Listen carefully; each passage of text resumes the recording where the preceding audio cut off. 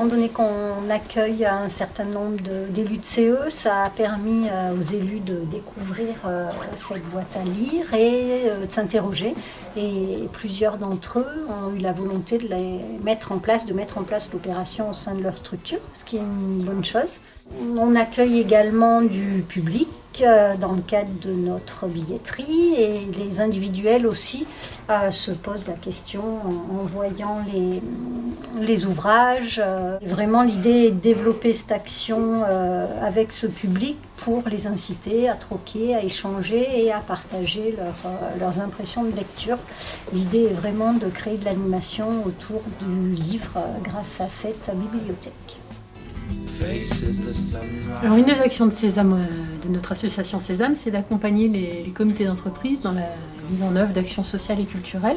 Et dans ce cadre-là, on essaye de développer des actions un peu originales pour permettre des opérations de mutualisation, d'échange, de coopération, de solidarité.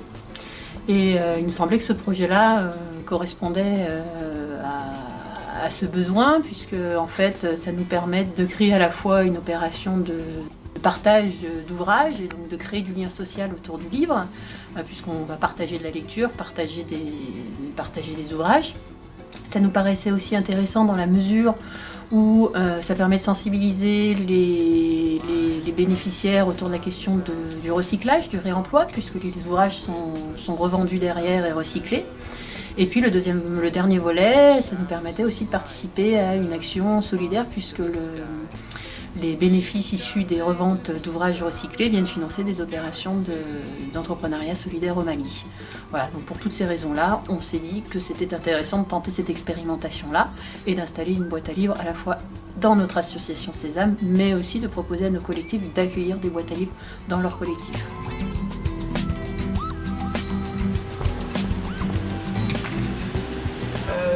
Quand Laure a appelé pour l'association Codon, ça me paraissait complètement évident d'être partenaire parce que dès l'ouverture du restaurant, il y a eu un livre-échange qui s'est mis en place ici. Parce que pour moi, un livre ne se jette pas, il se donne, il se prête, il se passe.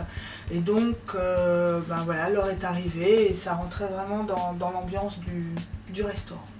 J'ai même pas eu vraiment besoin de faire la promotion parce que mes clients, dès qu'ils voient l'affiche, soit la prennent en photo, soit posent des questions et la promo elle se fait d'elle-même parce que voilà, c'est un lieu où effectivement ils ont l'habitude d'échanger des livres, ils sont même très contents de se dire ah, voilà, j'ai des livres, je vais pouvoir les passer, moi non plus j'arrive pas à les jeter, donc c'est quelque chose qui s'est fait mais naturellement et dans un cadre naturel pour l'association, véritablement. Enfin, les élus étaient tout de suite séduits en fait, par l'aspect solidarité que vous avez parmi vos projets que vous avez avec le Mali, et puis l'aspect aussi de pouvoir réutiliser des bouquins qui ne sont pas utilisés, de monter une bibliothèque solidaire et au sein de notre entreprise, et puis de pouvoir faire revivre, réutiliser des bouquins qu'on a chez soi en fait, qui nous encombrent, qu'on ne veut plus et qu'on va jeter, plutôt que de les jeter, de pouvoir les récupérer et de les remettre en circulation et à disposition des salariés. Et voilà, c'était un petit côté, ça nous a beaucoup plu en fait. Et puis après, naturellement, on a mis en place cette petite bibliothèque solidaire et on a agrémenté, on a alimenté. Et puis depuis, les personnes viennent régulièrement m'apporter des livres qu'elles n'ont plus besoin chez elles. Et on espère que d'autres comités d'entreprise, d'autres entreprises se joindront aussi à ce beau projet.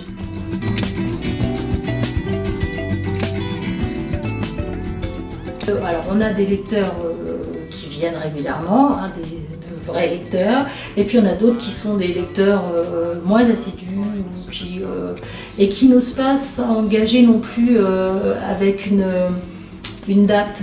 Lorsqu'on emprunte un livre, souvent il y a des dates de retour pour pouvoir faire circuler pour d'autres et qui n'ont pas trop envie de se laisser embarquer par une certaine procédure. Donc le fait d'avoir des bouquins qui sont à personne, en fait, qui peuvent venir prendre et ramener quand ils veulent, ça les séduit aussi, c'est moins engageant, et puis ils se sentent moins stressés, ils peuvent lire beaucoup plus tranquillement, et ça a aussi bien plu.